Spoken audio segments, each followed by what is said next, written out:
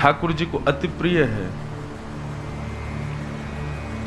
पक्ष के रूप में अपने शीश पर धारण करते हैं ठाकुर जी मयूर को।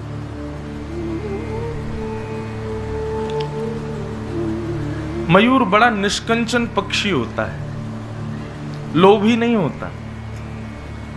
जैसे अन्य पक्षी लोभ के वशीभूत आपके द्वारा दिए गई प्रस्तुत की गई वस्तु को लेने के लिए आपके समीप तुरंत आ जाएंगे, पर मयूर इतनी जल्दी नहीं आता। मयूर के अंदर लोभ नहीं होता। आप कितना भी उसको ऑफर करो, वो फिर भी विचार करेगा, सोचेगा, और जब उसको पूर्ण रूपेण विश्वास लगेगा तभी आपके समीप आता है। लोभ रहित होता है, निष्किंचन होता है, और परखने की खूबी होती है उसके अंदर। और भी कई गुण हैं मयूर के। सौंदर्य है पर अभिमान नहीं है। पर सबसे बड़ा लक्षण जो मयूर का है वो यही है कि वो लोभ रहित रहता है। हमारे शास्त्र आज्ञा करते हैं जिस व्यक्ति ने लोभ को नहीं जीता वो बाकी के पापों से नहीं बच पाएगा, और जिसके हृदय में कभी लोभ ने जन्म नहीं लिया उसके हृदय में कोई और पाप जन्म लेगा ही नहीं। जैसे एक दूषित मछली के आने से पूरा तालाब दूषित हो जाता है, ऐसी लोभ हृदय में आएगा सारे अवगुणों को लेके आएगा। इसलिए पाप के बाप का नाम है लोभ। लोभ से बचो, लोभ रहित होता है। तो आज पूरे पंडाल में मंच पर सब जगह ऐसा देखने को मिल रहा है।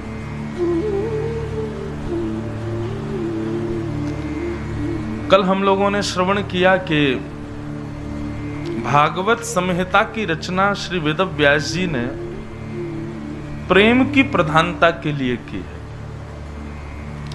वेद व्यास जी ने अनंत ग्रंथ लिख दिए, चतुर्वेद लिख दिए, 18 उपपुराण, 17 महापुराण लिख दिए, लेकिन उनके मन को शांति नहीं मिली। कुछ कुछ हम लोग रिलेट करते हैं इस सिचुएशन से, बहुत कुछ करते हैं हम लोग भी जीवन में सुखी रहने के लिए, और सब ही करते हैं, लेकिन फिर भी व्यक्ति सुखी नहीं है। भागवत का एक श्लोक है बहुत सुंदर कि सुखाय कर्माणि करोति लोको नते सुखम मान्यदुपारमं वा विन्देत भूयस्तद एव दुःखम यदत्र युक्तम भगवान वदेन्न। श्रीमद् भागवत बंधुओं, मित्र बनाने योग्य है श्रीमद् भागवत। मैंने तो ज्यादा उम्र अभी देखी नहीं, अभी कम ही उम्र है, लेकिन पिछले 8 वर्षों में अपने अंदर ही मैंने बहुत बदलाव देखे जब से भागवत जी के आश्रय में आया। और सबसे बड़ी कृपा पता है क्या है? आध्यात्म पथ की, भक्ति पथ की डी अटैचमेंट। आप किसी से भी जुड़ाव नहीं रख पाते, और ये बात सत्य है, मेरा नहीं है किसी से भी ज्यादा, ठाकुर जी को छोड़ किसी से नहीं। और जिनसे है भी वो भी ठाकुर जी के संबंध का ही है। जो ठाकुर जी से विमुख हैं उनसे कभी चाहे वो कितना भी कुछ भी प्रयास करें, मन होता ही नहीं उनसे ज्यादा संपर्क रखने का। जिनसे भी थोड़ा बहुत भी संपर्क है, चाहे वो श्रोताओं में हो, चाहे वो विद्वत समाज में हो, चाहे वो कथा वक्ता हो, चाहे वो पारिवारिक व्यक्ति हो, उनसे ही ज्यादा स्नेह है जो ठाकुर जी के संबंधी। बाकी आध्यात्म जगत, भक्ति पथ डी अटैचमेंट बहुत जल्दी सिखाता है, किसी से भी ज्यादा लगाव होने नहीं देता ठाकुर जी को छोड़ करके। भागवत में ये श्लोक इतना सुंदर है, सुखाय कर्माणि करोति लोको। पूरा विश्व चाहे वो 200 रुपए की मजदूरी करने वाला एक सामान्य मजदूर हो, चाहे 200 करोड़ का टर्नओवर करने वाला बहुत बड़ा उद्योगपति हो, सबकी ख्वाहिश केवल एक है, सुख। सबको सुख चाहिए। लेकिन यहां 200 रुपए प्रतिदिन कमाने वाली लेबर भी खुश नहीं है और 2000 करोड़ का टर्नओवर करने वाला भी खुश नहीं है। सुखी दोनों ही नहीं है। सुखी है कौन फिर?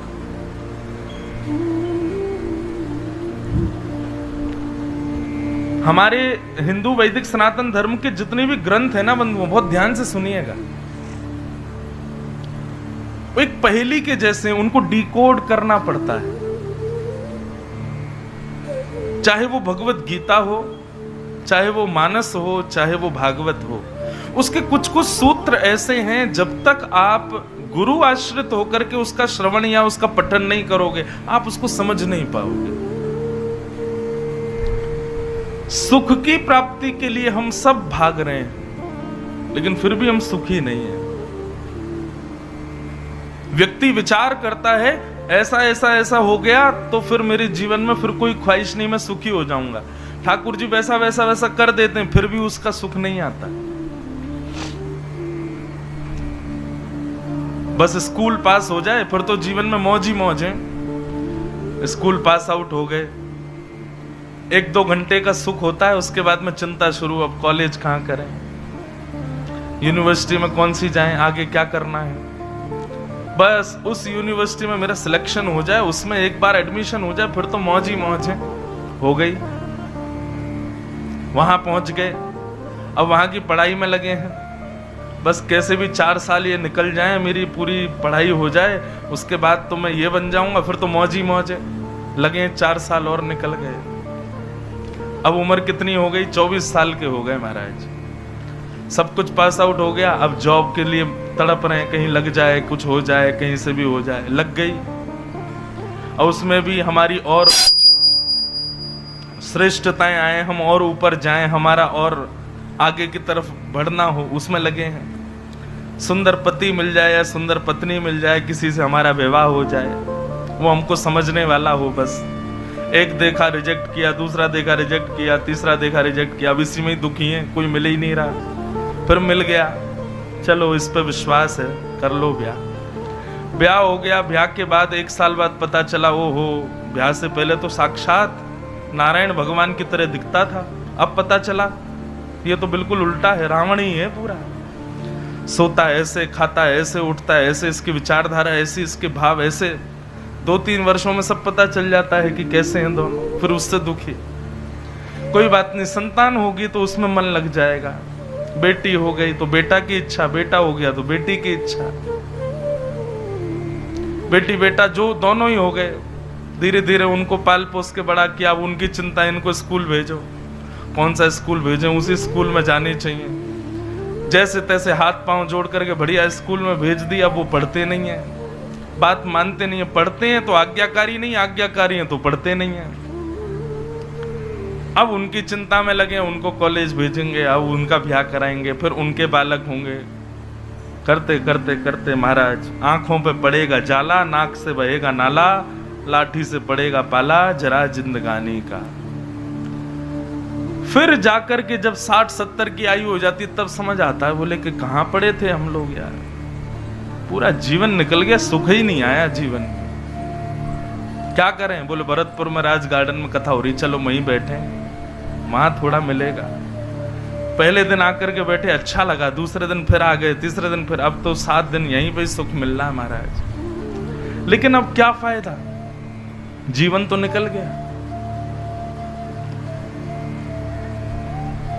सुख की प्राप्ति के लिए पूरा विश्व भाग रहा है, पर एक बात कहूं, जीवन में सुख की कामना होनी नहीं चाहिए। भगवान गीता में कहते हैं अर्जुन को, अर्जुन, व्यक्ति दुखी इसलिए है क्योंकि उसने डेस्टिनी ही गलत चुन रखी है, उसने अपना गंतव्य ही गलत चुना है, सुख, जो कि इस दुखालय में मिलेगा ही नहीं। मैं पहले दिन कह रहा था कथा में, ये दुखालय है, यहाँ दुखी मिलता है, यहाँ सुख नहीं है। हम लोग भोजनालय में पुस्तक ढूंढ रहे हैं, ऐसा काम कर रहे हैं यहां पर सुख ढूंढ करके। पुस्तकालय में पुस्तक ही मिलेगी।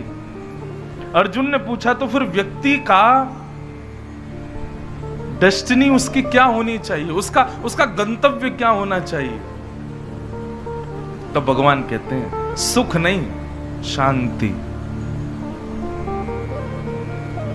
व्यक्ति को सुख नहीं चाहिए, व्यक्ति को सुख की कामना होनी भी नहीं चाहिए। तो फिर किसकी कामना हो? शांति की कामना हो। राम जी की बहन का नाम है शांति।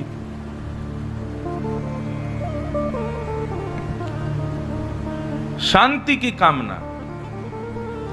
थोड़ा ध्यान से सुनिएगा।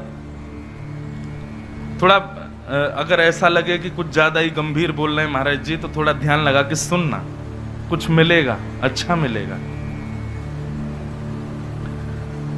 अर्जुन, सुख की कामना नहीं, शांति की कामना होनी चाहिए मानव को। और सुख में और शांति में, दोनों में अंतर क्या है? हम सुख की प्राप्ति के लिए सबको अपनी ओर खींचते हैं। ऐसा कर लें तो सुख होगा, ये मिल जाए तो सुख होगा, ऐसा हो गया तो सुख होगा, ये मिल जाए तो सुख होगा। और शांति के लिए बिल्कुल उल्टा है। शांति के लिए जितना त्याग करोगे उतने शांत रहोगे।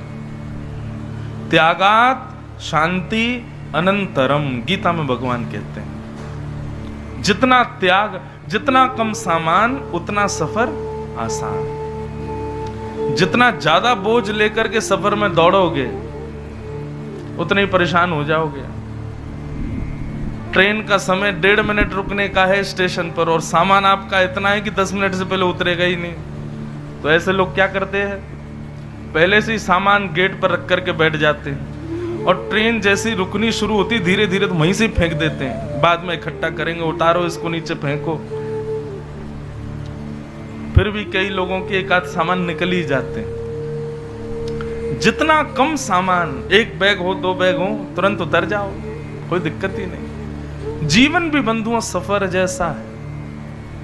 जितना बोझ संबंधों का, जितना बोझ इच्छाओं का अपने ऊपर रखोगे उतने परेशान होते रहोगे। सूक्ष्म रखो, ज्यादा टेंशन लेनी ही नहीं है। ज्यादा सामान रखना ही नहीं सिर पे। तब क्या मिलेगा? शांति। सुख में सदैव विचलित रहता है व्यक्ति। क्यों? क्योंकि सुख की एक अवधि होती है, उसके बाद वही सुख दुख देने लग जाता है। महंगा फोन चाहिए चाहिए चाहिए, बालक रोता है, माता पिता से कहता, माता पिता कहते इतने % लेके आ, तेरे को फोन दिलाएंगे। बेचारा मेहनत करके ले आता है, 90% ले आया तो पिताजी ने उसको फोन दिया, जिसके लिए उसने पढ़ाई की, जिसके लिए उसने दिन रात मेहनत की। फोन आते ही 6 महीने बाद कहां पड़ा है उसको खुद नहीं पता होता। क्यों? सुख की अवधि जो है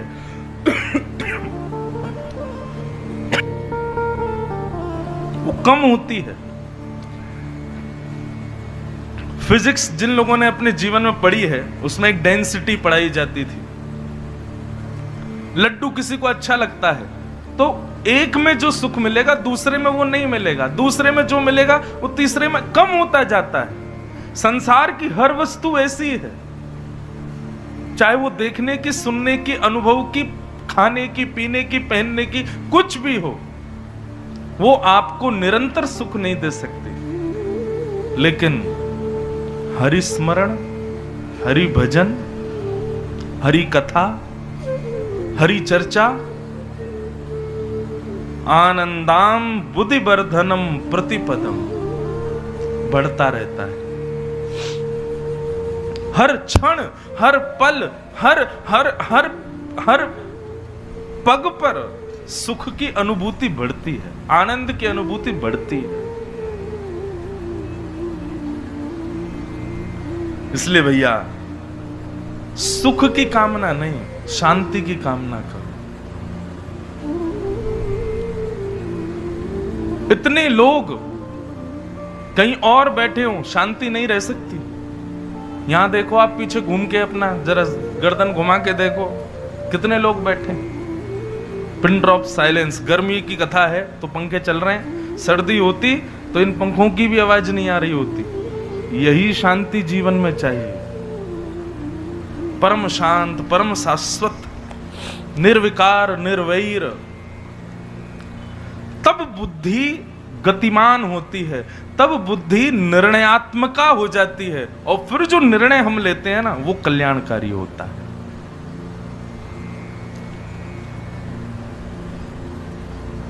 त्यागात शांति अनंतरम, शांति की कामना करो, सुख की नहीं। उससे होगा क्या? आप समत्व में हो जाओगे। आपको फिर संसार जो ऑफर करेगा ना, आप उसमें प्रसन्न ही रहोगे। आपको ज्यादा ख्वाहिशें आपकी नहीं होंगी। मैं अपनी कथाओं में कहा करता हूं, अपमान का बोध सबसे ज्यादा उसी व्यक्ति को होता है जिसको सम्मान की बहुत इच्छा होती है, जिसको बहुत होता है कि मेरा ऐसा सम्मान हो, मेरा ऐसा स्वागत हो, मेरे साथ ऐसा किया जाए। उसी व्यक्ति का सबसे ज्यादा अपमान होता है, क्योंकि अपमान किया नहीं जाता, मन में सोच लेता है ऐसा ऐसा ऐसा ऐसा होना चाहिए, और उसमें से एक भी चीज नहीं हुई तो उसको अपमान लगता है। आपने किसी को कथा में बुलाया,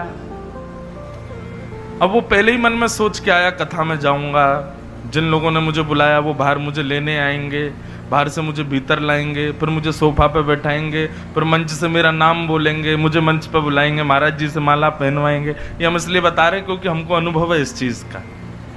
महाराज जी से हमको माला पहनवाएंगे, फिर महाराज जी हमारी तरफ देख के मुस्कुरा जाएंगे, फिर हमको कुछ देंगे, फिर हम जाके कथा में बैठ जाएंगे, फिर हमसे पानी के लिए पूछा जाएगा, फिर 10-15 मिनट कथा सुनने के बाद 2-3 उबासी मार के हम उठ के चले आएंगे। ये पहले ही उसने विचार कर लिया। अब जैसा उसने विचार किया वैसा अगर नहीं हुआ, उसको लगेगा मेरा अपमान हो गया। बहुत सम्मान, इसलिए इससे बचो। हमारे वृंदावन शतक में, वृंदावन शतक एक ग्रंथ है जिसमें वृंदावन की महिमा और वृंदावन कैसे रहे, कैसे वृंदावन का रूप आदि, वो सब उसमें वर्णन है। उसमें एक बात कहते हैं, इस कलयुग में सबसे बड़ा विष क्या है? तब कहते हैं, सम्मानम कलयाति घोर गरलम नीच पुमानम क्षुधा श्री राधा मुरली रवो व्रज सखे वृंदावनम मात्यज। सम्मानम कलयाति घोर गरलम, सम्मान सबसे बड़ा विषय है इस पृथ्वी पर, इस कलिकाल में, इस कलयुग में।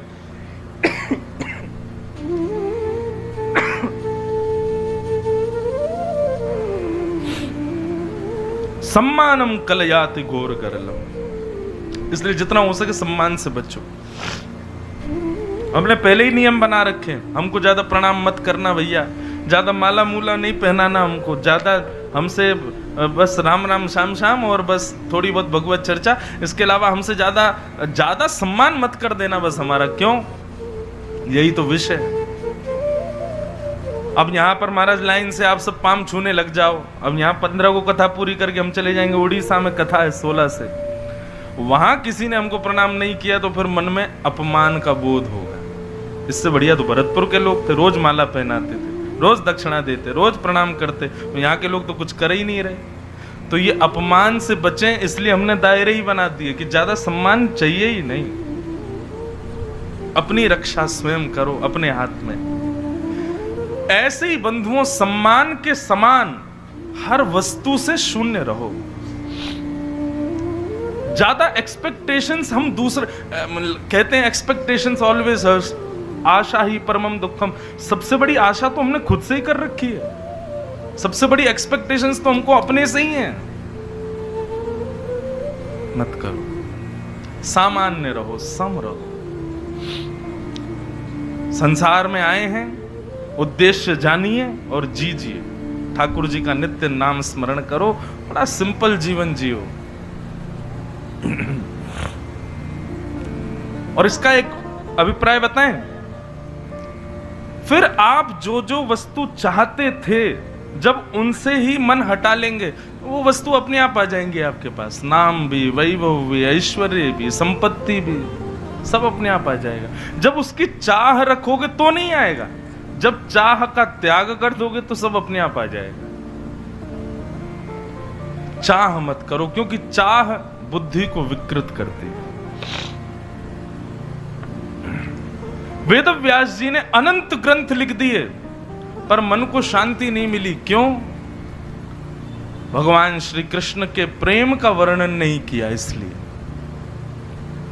और जब श्री कृष्ण के प्रेम युक्त लीलाओं का वर्णन किया, तब तैयार हुई श्रीमद् भागवत महापुराण। बोलो भागवत महापुराण की। अब आपसे हम एक प्रश्न करें, बताओ भागवत जी का उद्गम स्थल क्या है? भागवत जी का उद्गम है प्रेम। प्रेम से भागवत जी का प्राकट्य हुआ, इसलिए यहां प्रेम की ही कामना करना। 5 पुरुषार्थ हैं, धर्म, अर्थ, काम और मोक्ष, ये चतुर्विध पुरुषार्थ हैं। परंतु जब से भागवत जी का प्रादुर्भाव हुआ, तब से पंचम पुरुषार्थ आया संसार में, जिसको हम प्रेम कहते हैं।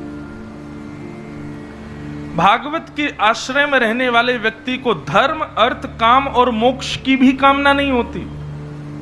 हमारे ब्रजवासियों से जाके पूछो मोक्ष चाहिए ना, मुक्ति नौन सी खारी लागे, नमक जैसी खारी खारी लगे, मुक्ति हमें ना चाहिए। ब्रजवासी तो कहें कहा करूं वैकुंठ ही जाए, जहां नहीं नंद, जहां नहीं यशोदा, जहां नहीं गोकुल, गाय और ग्वाल और गाय, जहां नहीं नीर बहत यमुना को, ब्रजतज मोरी जाए बलाए। मुझे नहीं जाना वैकुंठ। हमारे ब्रजवासी तो ऐसे भावना रखते हैं। धर्म, अर्थ, काम, मोक्ष की भी कामना नहीं है, केवल प्रेम बस। ऐसे प्रेम प्रधान ग्रंथ श्रीमद् भागवत की रचना वेद व्यास जी ने की और अपने पुत्र सुखदेव जी को प्रदान की। सुखदेव जी ने यही भागवत की कथा सबसे पहले परीक्षित को सुनाई। सौनकादि ऋषियों ने प्रश्न किया, महाराज जी परीक्षित कौन है? कृपा कर इनके बारे में हमें आप बतलाइए। तब श्री भागवत में महाभारत का अंश सुनाया गया कि यदा मृधे कौरव संजयाना वीरेस्वथो वीरगतं गतेषु ब्रकोदरावेद गदा विमर्श भृगनोरुदण्डे धृतराष्ट्रपुत्रे। महाभारत का युद्ध अपने अंतिम समय पर चल रहा था। परीक्षित कौन है उनके बारे में समझो। और उस महाभारत के अंतिम समय में दुर्योधन की जंघा तोड़ करके भीम ने युद्ध जीत लिया और युद्ध जीत गए पांडव। पांडवों के पक्ष में जैसे युद्ध गया, सब लोग नाचने लगे, गाने लगे। परंतु दुर्योधन बदले की आग में जल रहा था। मैं देख लूंगा। ये बंधुओं एक प्रकार से अज्ञानी व्यक्ति का लक्षण होता है। उसने मेरे साथ ऐसा किया तो वो बचेगा नहीं मेरे से। देखना मैं क्या करता हूं। आप कहोगे तो महाराज जी कोई हमारे संग गलत करे तो हम क्या करें? मानोगे तो नहीं, लेकिन फिर भी यदि पूछो तो हम बताएं। प्रकृति के हवाले छोड़ो। कर्मन की गति न्यारी भैया। आप जितना दंड उसको देंगे ना उसकी करनी का, उससे दुगुना दंड उसको प्रकृति देगी। इसलिए प्रकृति के हवाले छोड़ो, आप उसको दंडित मत कीजिए। तो क्या करें? क्षमा। मन में विचार करना बंधुओं। कभी हम लोग बिहारी जी का दर्शन करने जाते हैं, पर क्या वास्तव में बिहारी जी के मंदिर में खड़े होकर सोचना हम योग्य हैं उनके सामने खड़े होने के? हम अपने पूरे जीवन पर दृष्टि डालें हमने क्या क्या किया? हमने हर वो काम किया जो ठाकुर जी को पसंद नहीं है, हमने हर वो क्रिया की है जो ठाकुर जी को प्रिय नहीं है, फिर भी उनकी कितनी कृपा की वो हमको अपने सामने खड़ा कर देते हैं, हमें अपने सामने खड़े करने के लिए आज्ञा दे देते हैं, हमारे लिए खड़े रहते हैं दर्शन के लिए। क्यों? क्योंकि ठाकुर जी का स्वभाव है क्षमा करने का, सब कुछ क्षमा करते हैं। पर हम में ये गुण नहीं है, हमको तो बदला लेना है। किसी ने हमारे साथ गलत किया तो ये बचेगा नहीं, इसको देखना, मैं अभी अपनी ताकत दिखाता हूं। ये बदला लेने वाली मनस्थिति जिनकी होती है, वास्तव में वो अज्ञानी होते हैं। व्यक्ति को प्रकृति पे छोड़ो, समय आने पर प्रकृति ऐसा बदला लेगी उसके क्रिया का जो आप सोच भी नहीं सकते। परंतु व्यक्ति क्या करता है? गलती खुद बदला ले लेता है, तो प्रकृति कहती है अब तूने ले ही लिया तो फिर हम क्यों लें। कथाएं बहुत हैं इस प्रसंग के लिए मेरे पास, मैं सोच रहा हूं कौन सी सुनाऊं। जगन्नाथ महाप्रभु के एक भक्त हुए श्री जयदेव महाप्रभु, जिन्होंने गीत गोविंद महाकाव्य लिखा। उनकी बड़ी प्रतिष्ठा हो गई थी संसार में, और प्रतिष्ठा से जलने वाले लोग तो होते ही हैं। एक बार जयदेव महाप्रभु रात्रि में कहीं जा रहे थे तो डाकुओं ने उनको पकड़ लिया और उनके हाथ पैर काट करके उनको कुएं में फेंक दिया। महाप्रभु जयदेव जी पीड़ा में तो बहुत थे, लेकिन जगन्नाथ जी को याद करते हुए बोले, नाथ मुझ पर कृपा करो, यदि मेरे जीवन का अंत होना है तो अभी ले लीजिए, लेकिन यदि आप चाहते हैं कि अभी और सेवा करूं तो मेरी रक्षा करो। इतने में ही एक राजा उस मार्ग से जा रहा था, उसने रक्त देखा, खोजबीन की तो पास के कुएं में जयदेव महाप्रभु पड़े थे। वो राजा महाप्रभु जयदेव की कविताएं गीत गोविंद को पढ़ता था, लेकिन वो जानता नहीं था कि ये जयदेव महाप्रभु हैं। उसने उनको बाहर निकाला, उनके हाथ पैरों पर मल्लम पट्टी आदि लगवा दी और अपने राजगुरु के रूप में उनको व्यवस्थित कर दिया और कहा, गुरुदेव आज्ञा कीजिए मैं क्या करूं। तो उन्होंने कहा, हमारी एक बात मानो, रोज तुम ब्राह्मणों को दान किया करो, मुंह मांगा दान। तो राजा के यहां पर ब्राह्मण आते, जो मांगते राजा उनको देता। ये बात उन चोरों को, उन डाकुओं को पता चली जिन्होंने जयदेव महाप्रभु के हाथ पैर काट दिए थे कि एक राजा है, वो ब्राह्मणों को मुंह मांगा वस्तु देता है, क्यों ना हम ब्राह्मण बन के चलें। और चौड़ी चोटी रख करके, त्रिपुंड आदि लगा करके, ब्राह्मण वेश धारण करके वही डाकू पहुंच गए राजा के यहाँ। जैसे ही राजा के यहाँ पहुंचे, उन्होंने राजा के बगल के सिंहासन पर जब जयदेव महाप्रभु को देखा, बोले, ओहो गलत जगह आ गए, ये तो वही है जिनके हाथ पैर हमने काटे थे, लौट चलो वापस। वो जैसे ही वापस जाने लगे तो महाप्रभु जयदेव जी ने उनको देख लिया, बोले, अरे अरे अरे अरे रोको रोको रोको, इनको रोको। डाकू बोले, आज तो हमारी मृत्यु है, ये राजा को सब सच बता देंगे और हमारी मृत्यु हो जाएगी। राजा ने कहा, भगवान ये कौन है? बोले, अरे भैया ये हमारे बड़े गुरु भाई हैं, हम लोग संग में ही एक विद्यालय में पढ़े हैं, इनकी बड़ी कृपा, बड़ा अनुग्रह है हमारे ऊपर। राजा ये जो मांगे इनको दुगना दुगना देना। डाकू सोचने लगे, हमने इनके हाथ पैर काट दिए थे, ये हमको दुगनी दक्षिणा दिलवा रहे हैं। राजा बोला, आप मेरे गुरुदेव के बड़े गुरु भाई हैं, भाई चरण धो इनके। चरण धोए महाराज, उनको खूब सारे आभूषण दिए, बताइए आपको क्या दें। और जो मांगा सब दुगना दुगना दिया। महाप्रभु जयदेव जी बोले, अब इनको ससम्मान इनके स्थान तक पहुंचा के आओ। इतने पर भी उन डाकुओं का हृदय नहीं बदला। हमने क्या किया इनके साथ और ये क्या कर रहे हैं हमारे साथ। अब तो सुधर जाते, लेकिन नहीं। बंधुओं, स्वभाव ना इतनी जल्दी सुधरता नहीं मानव का। व्यक्ति की इच्छाओं में कटौती हो जाती है, व्यक्ति के स्थिति में परिवर्तन आ जाता है, लेकिन स्वभाव बदलना बड़ा मुश्किल होता है। सत्संग जिसने किया होगा स्वभाव उसी का बदलेगा। वे तो और फूल गए, बोले कि हम बड़े गुरु भाई हैं इनके। सैनिक उनको छोड़ने के लिए जाने लगे तो एक सैनिक ने पूछा, बोले हमारे राजा के दरबार में इतना सम्मान किसी का नहीं हुआ जितना आपका हुआ। भैया आपका इतना सम्मान गुरुदेव ने करवाया, आप उनको कैसे जानते, थोड़ा बताइए ना अपने बारे में।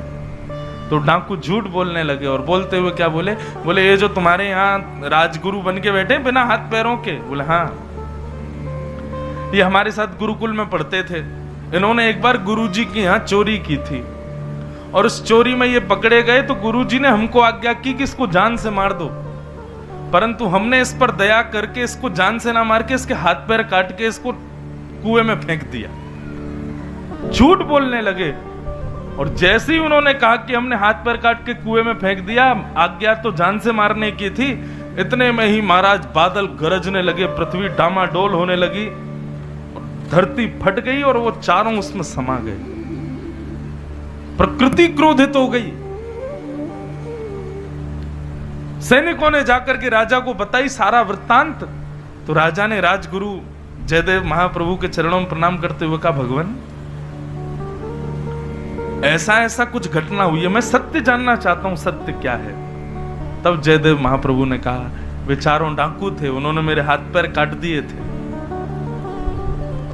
पर यहां बहुत उनका सम्मान हुआ, उसके बाद भी उनके हृदय में परिवर्तन नहीं हुआ, झूठ बोलते रहे, इसलिए प्रकृति ने उनको दंड दिया है।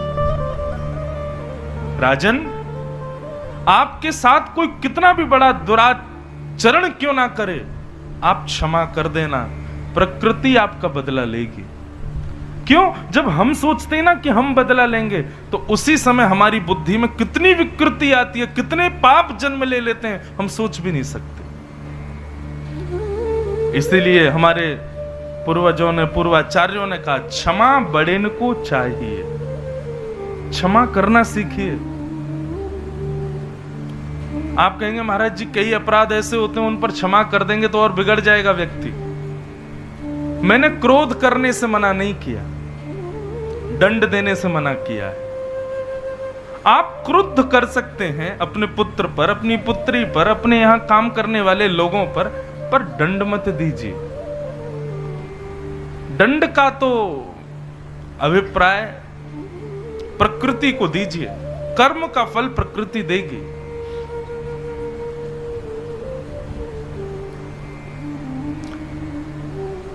दुर्योधन सोचने लगा, पांडवों को छोड़ूंगा नहीं इन्होंने जो मेरे साथ किया, यदि मैं इंद्रप्रस्थ की गद्दी पर नहीं बैठ पाया तो एक भी पांडव नहीं बैठ पाएगा।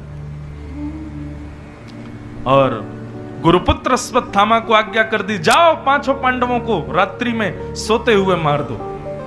अश्वत्थामा मारने के लिए जाने लगे, पर जाको राखे साइया मार सके ना कोई, बाल ना बांका कर सके जो जग बैरी हो। गोस्वामी तुलसीदास जी महाराज जब उन्होंने रामचरितमानस लिखी ना, तो इतनी ख्याति हो गई रामचरितमानस की। काशी में एक ब्राह्मण रहता था, वो बड़ा चिढ़ता था उनसे। उसने बहुत सारा धन देकर के 2 डाकुओं को पकड़ा और कहा, ले लो बहुत सारा धन और जाकर के तुम गोस्वामी तुलसीदास जी को मार दो। डाकू बोले काम हो जाएगा। अर्धरात्रि का समय गंगा के तट पर परनकुटी में रहते थे गोस्वामी तुलसीदास जी महाराज। जैसे ही डाकू उनको मारने के लिए गए उनकी कुटिया के पास, तो क्या देखा, कुटिया के बाहर एक गौर वर्ण और एक श्याम वर्ण के 2 बालक, 2 कुमार, राजकुमार जैसे दिख रहे थे। उनकी कांति, एक की श्याम वर्ण थी, एक की गौर वर्ण थी, हाथ में धनुष लेकर के और पहरेदारी कर रहे थे। उनका रूप देख करके डाकू तो देखते ही रह गए। बोले भैया पैसा वैसा सब वापस करो, हम इनको नहीं मार सकते। दूसरे दिन ब्राह्मण के पास पहुंच गए और ब्राह्मण से जाकर के बोले भैया ये लो अपना धन, और सुनो दुगना चाहिए तो दुगना ले लो, हम उनको नहीं मार सकते। बोले ऐसा क्या हो गया भाई? तो उन्होंने कहा, अरे कभी चलो रात में हमारे साथ। इतना सुंदर मुखमंडल, ऐसे कटाक्ष नेत्र, ऐसी सुंदर नासिका, ऐसे सुंदर ओष्ठ, ऐसे सुंदर भुजाएं, ऐसे सुंदर चरण, 2 राजकुमार इतने सुंदर हमने कभी नहीं देखे। गोस्वामी जी की पहरेदारी कर रहे थे रात्रि में, और ऐसा कहकर के डाकू गोस्वामी जी के पास ही चले गए। गोस्वामी जी से जाके बोले, भगवान हमको क्षमा कर दो। बोले क्या है बात को भैया, तुमने ऐसा क्या किया? बोले हम रात में आपको मारने आए थे। गोस्वामी जी बोले तो फिर मारा क्यों नहीं? बोले हम कैसे बताएं, वो 2 राजकुमार कहाँ हैं जो आपकी पहरेदारी करते हैं? गोस्वामी जी बोले कौन से पहरेदार? और जब रूप की कांति का वर्णन किया ना, गोस्वामी जी के नेत्र सजल हो, डाकुओं को हृदय से लगा लिया। बोले तुम बड़े भाग्यशाली हो। बोले क्यों? बोले द्वार पर कोई राजकुमार नहीं था, कोई पहरेदार नहीं था, साक्षात रघुनाथ जी और लखन भैया पहरेदारी कर रहे थे। तुम भाग्यशाली हो, तुमने उनका दर्शन किया। नमे भक्त्या प्रणश्यति, ठाकुर जी जिसकी रक्षा करते हैं उसका कोई बाल बांका नहीं कर सकता। कभी कभी मन में आता, पांडव कितने भाग्यशाली थे, भगवान छाया की तरह रहते थे पांडवों के साथ। भगवान कुछ नहीं करें तो जब दोबारा द्वापर आएगा और फिर से कृष्ण लीला हो तो कम से कम पांडवों के यहीं भेज दें हमको। ठाकुर जी कैसे उनके साथ रहते हैं, अद्भुत। 5 पांडवों को लेकर के भगवान अन्यत्र कहीं चले गए, पर द्रौपदी के 5 पुत्र सोते रह गए और अश्वत्थामा ने अंधेरे में उन 5 पुत्रों को मार दिया। प्रातःकाल होते ही जैसे ही देखा द्रौपदी के 5 पुत्र मरे पड़े हैं, क्रोध में भर गया अर्जुन, जीवित नहीं छोड़ूंगा हत्यारे को। प्रतिज्ञा ले ली, जिसने भी 5 बालकों को मारा है, द्रौपदी तुम रोना नहीं, उसके रक्त से तुम्हारे केशों को रंग दूंगा मैं। भगवान बार बार हाथ पकड़ रहे हैं अर्जुन का। अर्जुन क्रोध में निर्णय नहीं लेते। अर्जुन बोला अरे छोड़िए आप, क्रोध में निर्णय नहीं लेते, मैं बताऊंगा आज इसको जिसने भी इन बालकों को मारा है। भगवान बोले ठीक है, तो फिर लौट के मत आइयो मेरे पास में, चल जा, अब जो करना है कर। पकड़ करके जब अश्वत्थामा को लाए, जब पता चला कि अश्वत्थामा ने किया है, अश्वत्थामा बंदी है। द्रौपदी ने पूछा किसने मारा मेरे बालकों को? अर्जुन ने बताया गुरुपुत्र अश्वत्थामा, बाहर बांध दिया है मैंने उसको, चलो तुम्हारे सामने उसका सर धड़ से अलग करूंगा। द्रौपदी ने हाथ पकड़ लिया अर्जुन का। अर्जुन निरीक्ष कृष्णार्पकृतं गुरुसुतं वाम स्वभावा कृपया नाम च। अर्जुन क्या कर रहे हो तुम? किसको मार रहे हो? तो तुम्हारे बालकों का हत्यारा? मेरे बालकों का हत्यारा है, पर ये तो देख लो ये कौन है। बोले कौन है? बोले गुरुपुत्र है, हमारे गुरु जी का बेटा। जिस गुरु ने, और गुरुपुत्र गुरु समान होता है,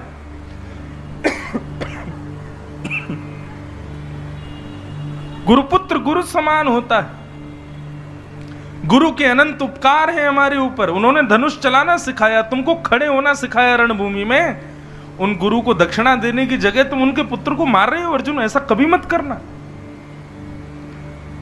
अर्जुन बोले वो बात की बात है, इसने तुम्हारे बालकों को मारा। बोले भले ही मारा हो, परंतु ये गुरुपुत्र है।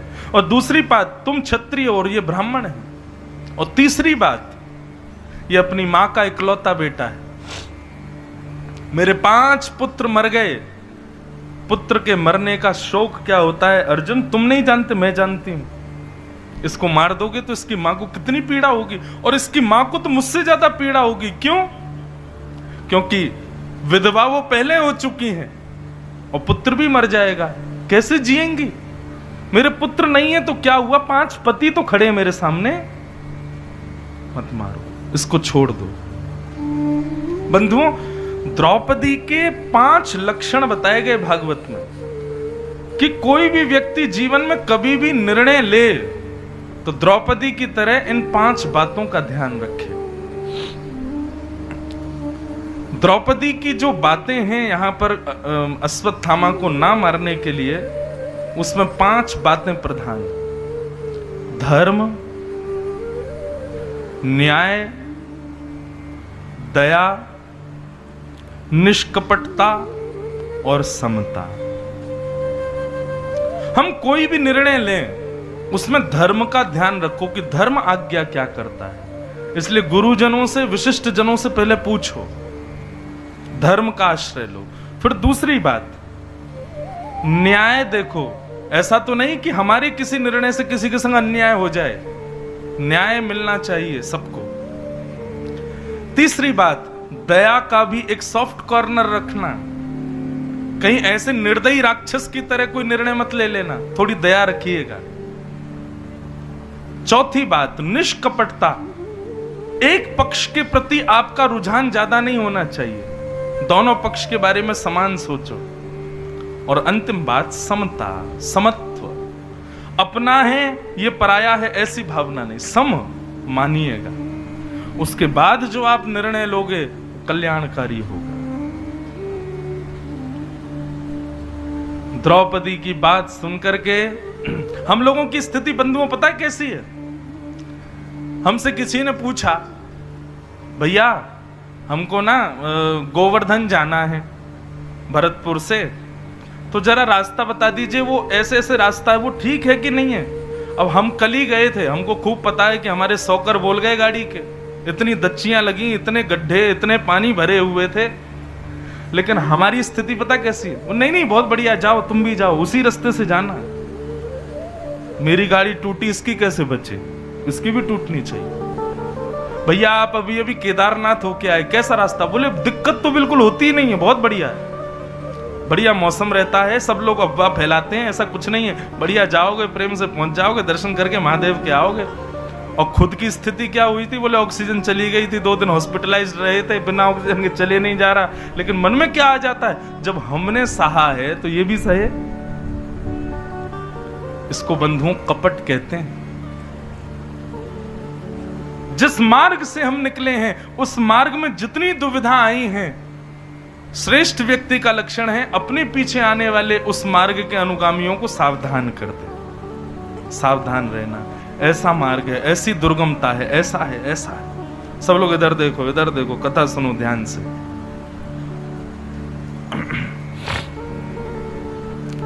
द्रौपदी कह रही है, बालकों के मरने पर कितनी पीड़ा होती है एक मां को, 1000 बिच्छू डसते हैं अर्जुन, इतनी पीड़ा होती है। और मैं ऐसा कैसे कर सकती हूं कि वो पीड़ा द्रौपदी अश्वत्थामा की मां को हो? इसको मत मारो। ये बात सुनकर के सब खड़े थे, लेकिन दूर खड़े हुए द्वारिकाधीश ताली बजाने लगे। वाह, मेरी बहन है, मेरी बहन है द्रौपदी। भगवान ने ताली बजाते हुए अपना नाम दे दिया द्रौपदी को, मेरा नाम कृष्ण है, मेरी बहन का नाम कृष्णा। मैं दया का देवता हूं और ये दया की देवी है। कोई बालकों के हत्यारे को, बंधु बहुत सुनने में आसान लग रहा है, जिन जिन के बालक हैं जरा विचार करना। कोई हमारे बालक को यदि हमारे सामने डांट भी देना, कितना क्रोध आता है मां को। मां को यदि पता चल जाए कि स्कूल में टीचर ने हमारे बेटा को ने एक थप्पड़ मार दिया उसकी गलती पर, तो मां स्कूल अधर करके आ जाती है पूरा। मुझे बताते, मुझे फोन करते, लिख के भेजते, मैं दंड देती। आपने क्यों दिया? आपने क्यों छुआ मेरे पुत्र को? ये ममता है मां की। ऐसी द्रौपदी के 5 निर्दोष बालकों को मार दिया और द्रौपदी ने कुछ नहीं कहा। ये सामान्य बात नहीं है बंधु, साधारण नहीं है ये। इसीलिए तो भगवान की बहन है, क्योंकि दया है उसके अंदर। अर्जुन अब सोचने लगा, अब क्या करूं मैं? मैंने तो संकल्प लिया है कि इसको मारना है। भगवान की ओर जब देखा, भगवान बोले, अब तो तूने ले, अब तूने जो कहा है तू ही कर, मुझसे क्यों पूछ रहा है? बोले नहीं भगवान, आलोक्यम बदनम सख्य, आप ही आज्ञा करो, क्या करो। अर्जुन, ब्राह्मण को और स्त्रियों को कितना भी बड़ा दंड हो मारने का आज्ञा नहीं देते शास्त्र, उनको मृत्यु दंड नहीं दे सकते। ब्राह्मण और मातृशक्ति मृत्यु दंड की अधिकारी नहीं होती। धर्म मना करता है, चाहे उनका कितना भी बड़ा दोष क्यों ना। इसलिए ब्रह्म बंधुर न हंतव्य, ब्राह्मण कैसा भी क्यों ना हो अर्जुन, उसको मारना नहीं चाहिए। परंतु छोटे छोटे निर्दोष बालकों का कोई हत्यारा हो, चाहे वो कोई भी हो, उसको छोड़ना नहीं चाहिए। अर्जुन बोला मैंने तो बहुत बड़ी गलती कर दी आपसे पूछ के। ये आपने कैसा निर्णय दिया है?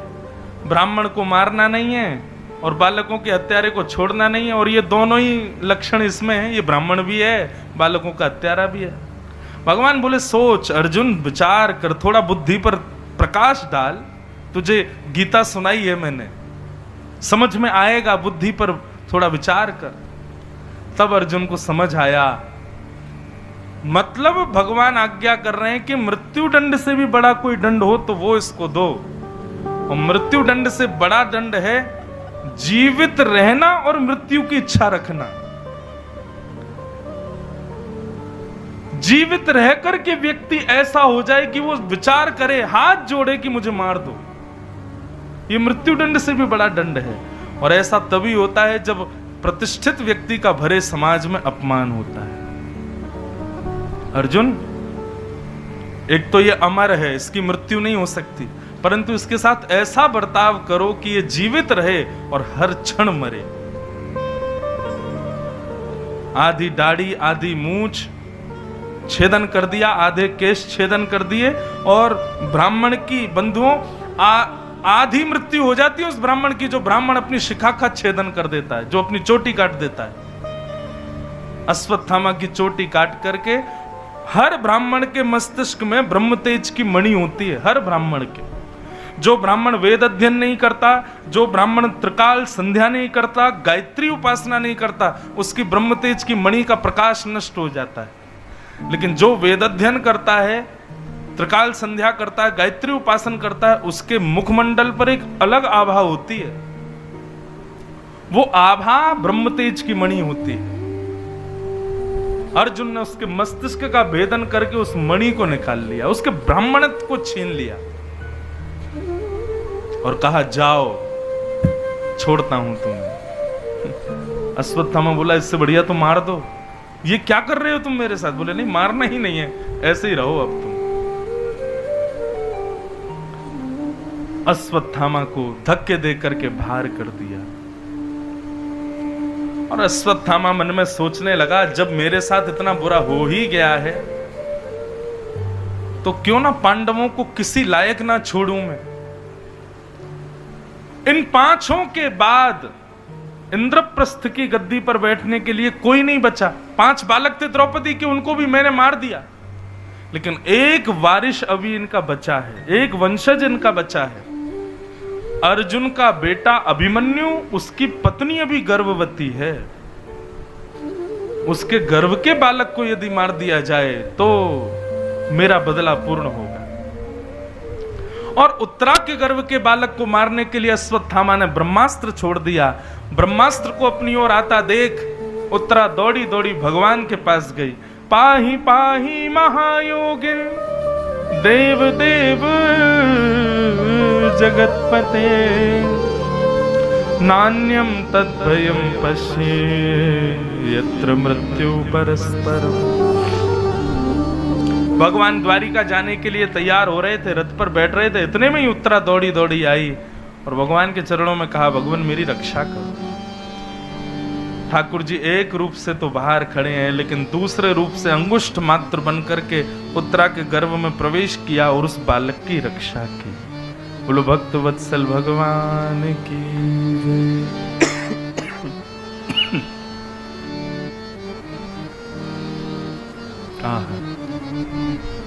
बहुत विस्तृत है भागवत। मैं कई विषय तो बहुत सूक्ष्म में कह के निकलता हूं, फिर भी रह ही जाते हैं। उत्तरा की भगवान ने जब रक्षा की ना, तो किसी को पता नहीं चला कि भगवान ने ऐसा किया, ये ठाकुर जी का स्वभाव है कि वो श्रेष्ठ क्रिया करने के बाद भी कभी उसका यश चाहते नहीं है।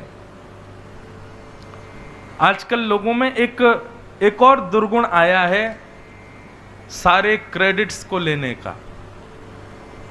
बहुत बढ़िया बना है भैया पंडाल, हमने बनवाया। व्यास जी कथा बहुत अच्छी कर रहे हैं, हम लेके आए। भोजन बहुत अच्छा है, हलवाई मैंने ढूंढा था। हर चीज, कई लोग ऐसे होते हैं कि नहीं, सब जगह होते हैं, लेकिन हमारे ठाकुर जी का ऐसा स्वभाव नहीं है। हम सांस भी ले रहे हैं तो ये भी बिहारी जी की कृपा है, लेकिन इसमें भी बिहारी जी मुस्कुराते ही रहते। बेचारा देखो ये सोच रहा है कि मैं बच गया, मैं जीवित हूं, देखो मैं ठीक हूं, मैं स्वस्थ हूं, मेरी बॉडी बनी है, मेरा ज्ञान देखो मेरा। बिहारी जी भी मंद मंद मुस्कुराते होंगे, तो कुछ नहीं है, कुछ भी नहीं है तू, सब मेरी कृपा से। कृपा की न होती जो आदत तुम्हारी, तो सुनी ही रहती अदालत तुम्हारी। कृपा की न होती जो आदत तुम्हारी। उन्हीं की कृपा है कि मैं बोल रहा हूं, आप सुन रहे हैं। कथा के बाद मुझे अभिमान हो जाए कि मैंने तो कथा सुना दी। बिहारी जी कहेंगे बेटा जिस दिन ये गला पकड़ लिया ना हमने, आज थोड़ा सा पकड़ तो रखा है, जिस दिन हमने थोड़ा सा पकड़ लिया ना, एक शब्द नहीं बोल पाओ। आप लोग अभिमान करो कि भाई 4 घंटे, हमारा तो मन ही बिल्कुल कहीं नहीं जाता, पूरे दिन कथा में ही रहता है। ठाकुर जी कहते हैं एक चुटकी बजाते ही ना, बैठे भरतपुर में हो, मन अमेरिका पहुंच जाएगा। ये हमारी ही कृपा है जो तुम यहां बैठ के सुन पा रहे हो। इसलिए भैया अभिमान किस बात का। ठाकुर जी कभी क्रेडिट नहीं लेते, बड़े से बड़ी क्रियाएं करने के बाद भी दूसरों को यश दे देते। ऐसा ही स्वभाव भक्तों का भी होना चाहिए। कुछ भी करो परंतु नाम किसी और का कर दो, बोले इन्होंने करवाया, इनसे ही हुआ, इन्हीं के द्वारा ये संभव हो पाया। ये एक सद लक्षण है वैष्णव भक्त का।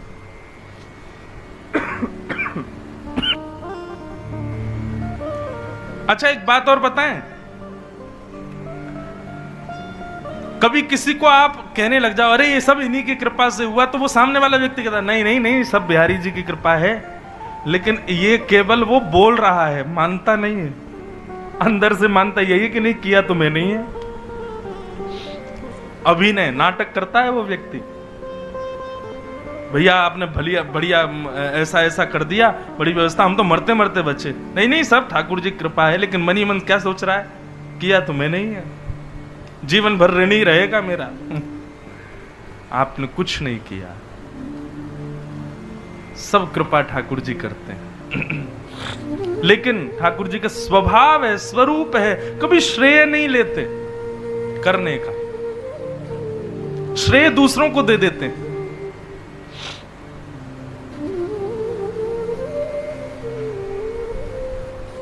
किसी को नहीं पता चला कि उत्तरा के गर्भ के बालक को किसने बचाया।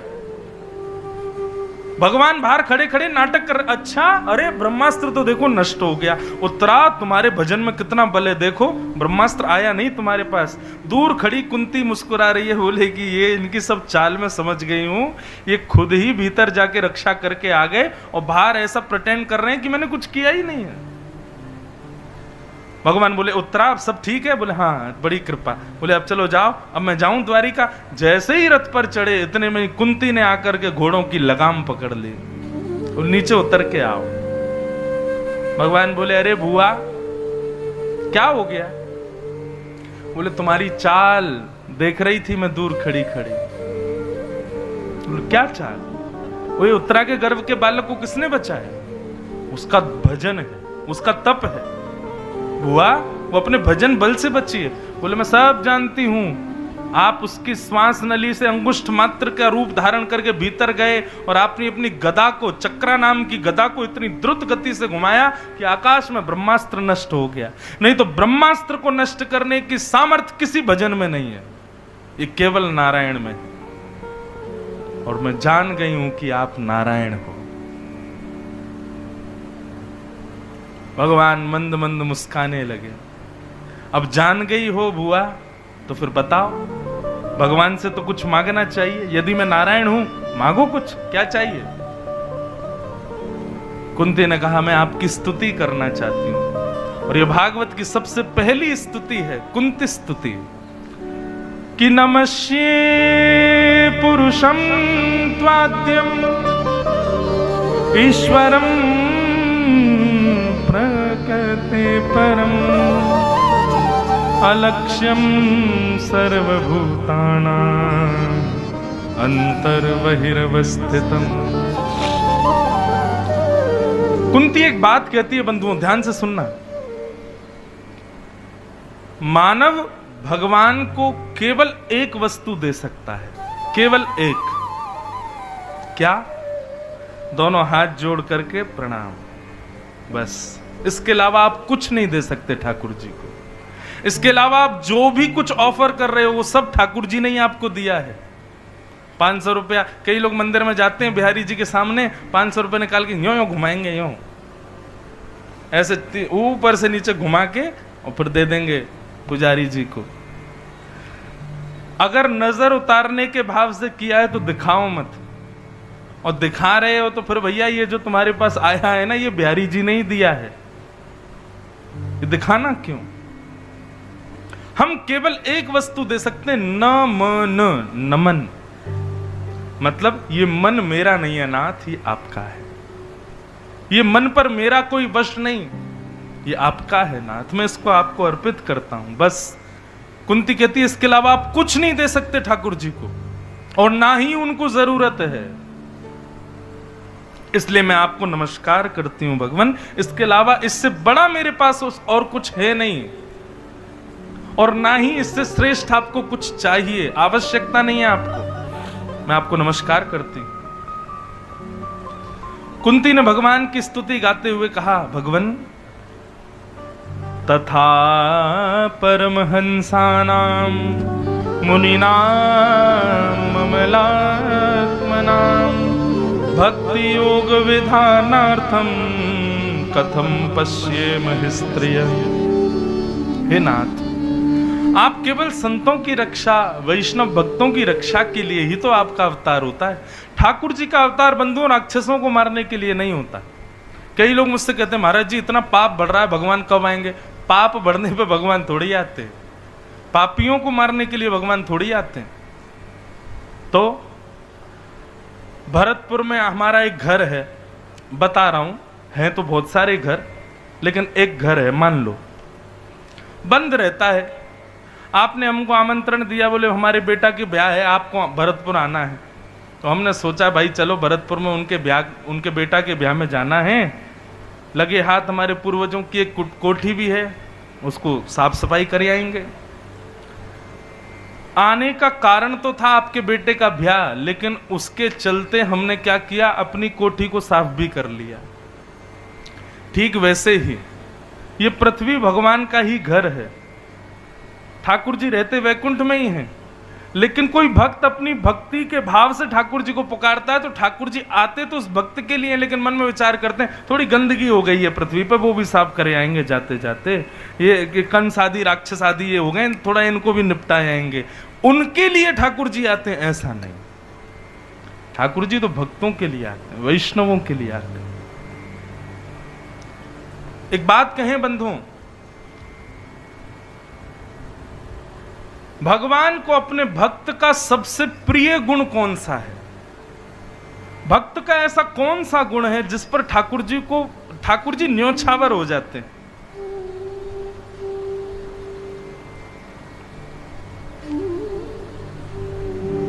भक्त वत्सलता।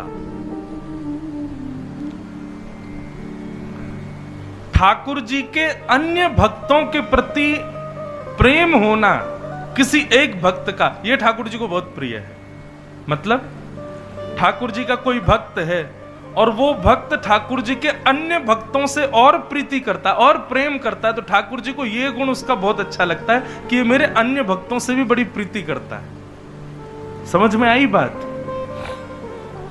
दासानुदासो भवतास्मि भूयः ठाकुर जी के दासों के दास बनने की रुचि रखना, ये ठाकुर जी को बहुत प्रिय है अपने भक्त के अंदर, कि इसको मुझसे ज्यादा प्रेम मेरे भक्तों से, मेरे वैष्णवों से, मेरे संतों से, मेरे कथा गाने वालों से, उनके प्रति इसकी रुचि बहुत है। ठाकुर जी को यह गुण बहुत अच्छा लगता है। ठाकुर जी से तो बहुत प्रेम है, लेकिन ठाकुर जी के भक्तों के प्रति ज्यादा रुचि नहीं है। तो ठाकुर जी उससे प्रेम करते हैं, लेकिन इतना नहीं करते। लेकिन ठाकुर जी को भी छोड़ दे भक्तों के लिए, भक्तों की सेवा में कोई कमी ना आने दे, ठाकुर जी को यह बहुत प्रिय है। एक पद है, अष्ट सखा गाते हैं। गिरधर जब अपनों कर जाने, गिरधर जब अपनों कर जाने। मुझे ये पद बहुत प्रिय है। ठाकुर जी हमको अपनाते हैं, ये हमें कैसे पता चले? इस पद में अष्ट सखाओं ने वर्णन किया। हाँ, गिरधर जब अपनों कर जाने, गिरधर जब अपनों कर जाने। हाँ, गिरधर जब अपनों कर जाने।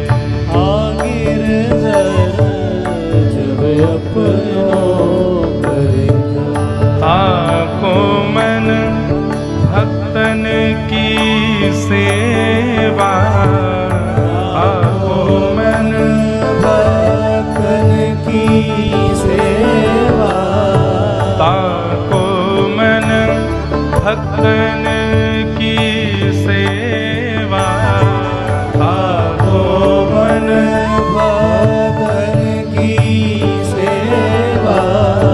भक्त चरण रज सदा लुभाने, भक्त चरण रज सदा लुभाने, भक्त चरण रज सदा लुभाने, भक्त चरण रज सदा लुभाने।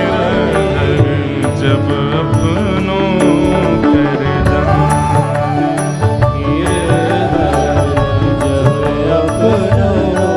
समझ में आया? गिरधर जब अपनों करे जाने, कब जाने कि गिरधर ने हमको स्वीकार किया? बोले ताको मन भक्तन की सेवा। हमने परसों एक भक्त का स्मरण किया था, काले खां। किनके भक्त थे श्री काले खां जी? मदन मोहन लाल जी के। श्री मदन मोहन लाल जी वृंदावन में विराजते थे। उनके एक भक्त थे, उनको भी भाव से सूरदास कहा जाता था, पर नाम उनका था सूरध्वज। पर बाकी सब लोग उनको सूरदास कहकर के ही पुकारते थे। उनका नाम था सूरध्वज मदन मोहन। तो सूरध्वज जी का एक स्वभाव था कि वो मदन मोहन जी से बहुत प्रेम करते थे, लेकिन जैसे उनको पता चलता था कोई संत आया, कोई वैष्णव आया, कोई भक्त आया, तो मदन मोहन जी को भी त्याग देते थे, तो उनकी सेवा करते थे। इतनी उनकी प्रीति थी। एक बार एक संत ने उनकी परीक्षा ली, और परीक्षा कैसे ली कि सूरध्वज जी मदन मोहन जी का दर्शन करने जा रहे थे। रोज झांकी करते थे मदन मोहन जी की, बिना झांकी के रहते ही नहीं थे। दर्शन करने के लिए जा रहे थे, इतने में ही मंदिर के बाहर एक संत खड़े थे। संत को देख करके सूरध्वज जी ने प्रणाम किया, बोले भगवान चलिए दर्शन करो, मदन मोहन लाल जी की श्रृंगार आरती होने वाली है। संत बोले नहीं नहीं तुम ही जाओ, हमको थोड़ा भय लग रहा है। बोले काय बात का भय? बोले हम कहीं चले गए, हमारी पादुका कोई बंदर ले गया या कोई और उठा के ले गया, तो हमको बड़ी चिंता हो रही है, हम भीतर कैसे जाएं? पादुका हमारी कोई ले जाएगा, हमको भी अयोध्या जाना है यहाँ से। सूरध्वज जी बोले हम कब काम आएंगे, आप जाओ भीतर दर्शन करो, हम बैठे हैं पादुका के पास। बोले भैया तुम बैठे हो, हम दर्शन करें यहाँ। बोले खूब प्रेम से दर्शन करके आओ, तो तुम्हारा दर्शन छूट जाएगा। बोले कोई बात नहीं, मैं राजभोग में कर लूंगा, आप जाओ। और सूरध्वज जी उनकी पादुका के पास बैठ गए। लेकिन संत तो परीक्षा ले रहे थे। भीतर श्रृंगार आरती हो गई, संत बाहर नहीं आए। राजभोग आरती हो गई, संत बाहर नहीं आए। ठाकुर जी के कपाट बंद हो गए, संत बाहर नहीं आए। सायंकालीन संध्या आरती के लिए दर्शन खुल गए, भीड़ जा रही है लेकिन संत बाहर नहीं आए। और भीतर से झांक के देखें तो सूरज ध्वज जी उनकी पादुका को सामने सजा के और उनकी रखवाली में बैठे। संध्या आरती हो गई, औलाई आरती हो गई, रात्रि विश्राम आरती, शयन आरती हो रही थी, अंतिम दर्शन। वर्षों की निष्ठा सूरज ध्वज जी ने आज तक कभी बिना मदन मोहन जी के एक दिन व्यतीत नहीं किया, लेकिन आज पूरा दिन निकल गया, दर्शन ही नहीं किए। तभी एक भक्त आया, भक्त ने आके बोला, बोले मैं सुबह से देख रहा हूं आप यहीं पादुकाओं पे बैठे हो, दर्शन तो कर लो। बोले नहीं नहीं, संतों की पादुका है, इसकी जिम्मेवारी वो मुझको दे करके गए, जब तक वो बाहर नहीं आ जाएंगे मैं यहीं बैठा रहूंगा। अरे भैया चलो हम तुम थोड़ी देर हम बैठ जाते, तुम चले जाओ। बोले नहीं नहीं, ये सौभाग्य मुझे प्राप्त हुआ, मैं किसी और को कैसे दे दूं? अरे भाई, हीरा किसी को प्राप्त हो, रत्न किसी को प्राप्त हो, धन किसी को प्राप्त हो, वो बांटता थोड़े ही है। मेरे लिए तो ये सेवा सौभाग्य, मदन मोहन जी ने इतने वर्षों की कृपा आज मुझ पर की है, जो ये एक संत की पादुका मेरी सेवा में दी। इनको छोड़ के नहीं जाऊंगा, आप जाओ दर्शन करो। विश्राम आरती हो गई और आरती के बाद कपाट बंद हो गए। जब पूरा मंदिर खाली हो गया तब वो महात्मा निकल के बाहर आए। जैसे ही महात्मा बाहर आए, सूरज ध्वज जी ने प्रणाम किया, जय हो महाराज जी, लीजिए आपकी पादुका, धारण कीजिए। महात्मा ने हृदय से लगा लिया, बोले कि तुम्हारी संत निष्ठा, भक्त निष्ठा को प्रणाम है सूरज ध्वज। तुम एक क्षण के लिए भी जा सकते थे या किसी और को थोड़ी देर बैठा के अंदर आ सकते थे, तुमने ठाकुर जी का दर्शन छोड़ दिया मेरी पादुकाओं की सेवा के लिए। बोले भगवान, यही तो प्रसाद में नित्य मांगता था मदन मोहन जी से कि कभी मुझे भक्तों की सेवा का अवसर मिले। आज मदन मोहन जी मुझसे रीझ गए, उन्होंने अपना दर्शन नहीं दिया लेकिन एक भक्त की पादुका को मेरी सेवा में दिया। ऐसा कहकर के संत तो वहां से चले गए। सूरज ध्वज जी के नेत्र सजल हो गए। नाथ, बड़ी कृपा आपकी, आज आपने जो कृपा मुझ पर बरसाई है ना, कभी कभी बरसाते रहा करो ये कृपा मुझ पर। जैसे ही दंडवत प्रणाम किया, दहली पर जैसे ही सर रखा सूरज ध्वज जी ने, तो उनको माथे पर कुछ चैतन्य जैसा अनुभव हुआ, कुछ गुदगुदा जैसा लगा माथे पर। जैसे ही सर रखा तो था तो पत्थर, दहली थी, लेकिन रखा तो ऐसा लगा मानो किसी के नखून, किसी के चरण का स्पर्श हुआ हो। जैसे ही नेत्र खोल करके देखा तो महाराज अद्भुत कांति चरणों में से प्रकट हो रही थी। ऊपर नेत्र करके देखा तो श्री मदन मोहन लाल जी बाहर ही त्रिभंग लली रूप धारण करके सूरज ध्वज जी के सामने खड़े,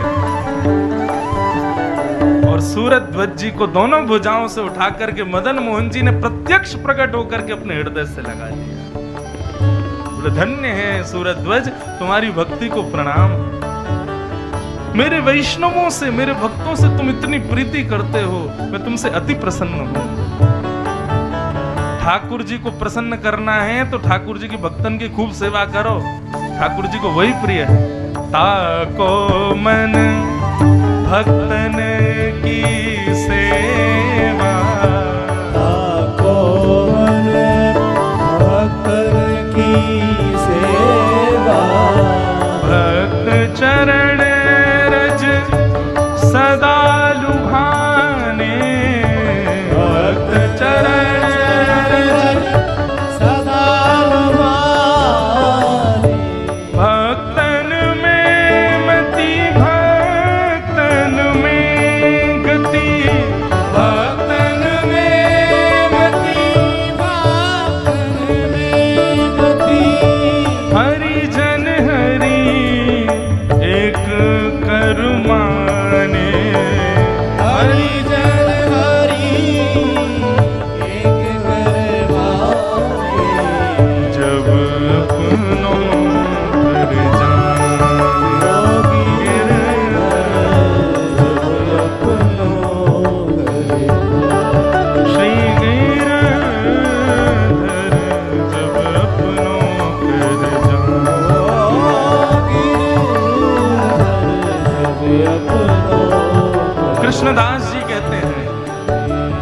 कथाओं में श्री कृष्णदास जी का ये पद है, वे कहते हैं, बोले भैया कृष्णदास मन वच क्रम कारी, कृष्णदास मन वच क्रम कारी, हरिजन संगे हरि उर आने, हरिजन संगे हरि उर आने। जब तक हरिजनों की सेवा नहीं करोगे, जब तक हरि भक्तों को प्रणाम नहीं करोगे, जब तक भगवत भक्तों के प्रति प्रेम निष्ठा तुम्हारे हृदय में प्रकट नहीं होगी, तब तक हरि तुम्हारे हृदय में नहीं आ सकते।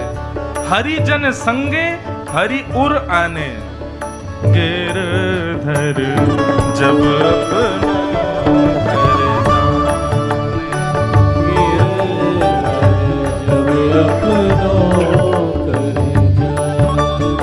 तो ऐसे भाव श्री कृष्णदास जी के, कुल भक्त वत्सल भगवान की। लोगों में क्या है बंधुओं, मंदिर के प्रति आस्था हो जाती है, ठाकुर जी के प्रति श्रद्धा हो जाती है, कथा में भी चले जाते हैं, श्रेष्ठ प्रभावशाली वक्ता या संत हो तो उनको प्रणाम भी कर लेते हैं, लेकिन हर भक्त के प्रति ऐसा प्रेम नहीं होता। इसलिए ठाकुर जी की सेवा प्रेम भाव से वंचित रहते हैं।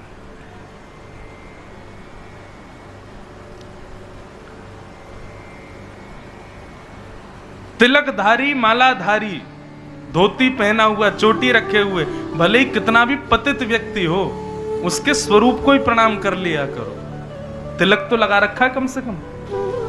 एक कथा में पढ़ रहा था, वो भी राजस्थान के एक राजा थे। उन राजा का नाम था राजा चंद्रपाल। राजस्थान के ही किसी क्षेत्र के एक राजा थे चंद्रपाल, हाँ करौली के राजा चंद्रपाल। और ये चंद्रपाल राजा तो जो थे, ये यदुवन भगवान के वंश के ही वंशज थे। पहले इनका राज्य मथुरा में हुआ करता था, बाद में समय आने पर ये करौली के राजा हुए चंद्रपाल। चंद्रपाल राजा के भक्ति के विषय में वर्णन आता है कि उन्होंने अपने महल से 4-4 कोस चारों दिशाओं में सैनिक खड़े कर रखे थे। लोग कहते हैं, बोले ये तो हर राजा करता है, अपने महल से 4 कोस दूरी पर सेना खड़े करता है, परंतु सेना के हाथ में होते हैं धनुष, बाण, तलवार, भाला आदि। परंतु राजा चंद्रपाल के भवन से 4-4 कोस दूर पर जो सेना खड़ी थी, उनके हाथ में धनुष के यहाँ पहुंचे। राजा ने कहा, आइए आइए आइए, बताइए उस राजा के यहाँ सब ऐसे ही दिखावा था या वास्तविकता थी? पंडित जी कुछ बोलते उससे पहले ही उस राजसभा में लोग आपस में सांसारिक चर्चाएं कर रहे थे। उनकी सांसारिक चर्चाओं को सुन के वो तोता बोला, अरे मूर्खों, सांसारिक चर्चा मत करो, कृष्ण कृष्ण कहो, राम राम कहो, माधव माधव कहो। हमारी श्वास एक एक क्षण व्यतीत हो रही है, कभी भी मृत्यु हो जाएगी, अंत समय कभी भी आ जाएगा, भगवान का नाम बोलो। सब मौन हो गए उस तोते की बात सुन के। ब्राह्मण बोले कि अब मैं क्या बताऊं, ये तोता ही बता रहा है, ये उस राजा के यहाँ रहने वाला एक तोते की वाणी है, तो सोचो राजा कैसा होगा। तुरंत राजा नतमस्तक हो गए और उस राजा के यहाँ करौली में जाके उनको प्रणाम किया। संत सेवा, वैष्णव सेवा, भक्तों की सेवा बंधुओं दीनता सिखाती है। ज्ञान सबके पास होता है, पर उस ज्ञान को स्वच्छ करती है किसी संत की सेवा। रावण पे भी ज्ञान था, पर संत सेवा नहीं थी। ज्ञानी हम सब लोग हैं। मैं यहां बैठकर के कोई नई बात नहीं बताता, ये सब बातें आपको पता हैं, बस मैं उसको साफ कर देता हूं, या कोई भी व्यास उसको स्वच्छ कर देता है। और जैसे ही वो बात स्वच्छ होती है, आपके पहले ही भीतर है, आपसे रिला के कहते हो हाँ ये बात तो सत्य है। ज्ञान हम सबके पास है। वैष्णव संग से केवल वो ज्ञान प्रकाशित हो जाता है, वो स्वच्छ हो जाता है जो ढका हुआ था। इसलिए भैया ठाकुर जी को संत सेवा बड़ी प्रिय है, वैष्णव सेवा, भक्त सेवा। कोई भी संत वैष्णव भक्त देखे, मनी मन सही, वो चाहे कितना भी पदभ्रष्ट हो, तिलक भी लगा रखा है ना, तो उसको प्रणाम करो, उसको वंदन करो, ये स्वभाव स्वरूप रखो। भक्त बनने की बड़ी प्रक्रियाएं हैं, वो प्रक्रिया सीखनी चाहिए। कोई वैष्णव संत महापुरुष दिख जाए तो ये भी विचार मत करो पृथ्वी कैसी गीली है, सूखी है, कीच है, क्या है, तुरंत दंडवत और स्पर्श करके ही नहीं कर, दूर से जहां से दिख जाए वहीं से प्रणाम करो। आप छोटे नहीं हो जाओगे, आप दीन बनोगे, और जितना दीन बनेंगे उतनी जल्दी ठाकुर जी पधारेंगे हृदय में। इसलिए वैष्णव सेवा को बड़ी प्रधानता दी गई। कुंती ने भगवान की स्तुति गाते हुए कहा कि आप वैष्णवों से बहुत प्रेम करते हो नाथ, मैं आपसे कुछ मांगना चाहती हूं। भगवान बोले मांगो। विपदः सन्तु न सस्वत तत्र तत्र जगद्गुरो भवतो यद्दर्शनम यत्स्यात् अपुनर्भव दर्शनम। नाथ, इस संसार में जितने भी दुख हैं, पीड़ाएं हैं, कष्ट हैं, वो सब मेरे जीवन में आ जाएं, ऐसी कृपा कर दो। ठाकुर जी बोले पीड़ा क्यों चाहिए? बोले क्योंकि नाथ पीड़ा में आपकी याद बहुत आती है, प्रसन्नता में, सुख में आपकी स्मृति इतनी नहीं होती जितनी आपकी स्मृति सहजा स्मृति। एक होती है स्मृति करना पड़े और एक होती है सहज में ही ठाकुर जी याद आने लग जाएं। ये सहजा स्मृति तब होती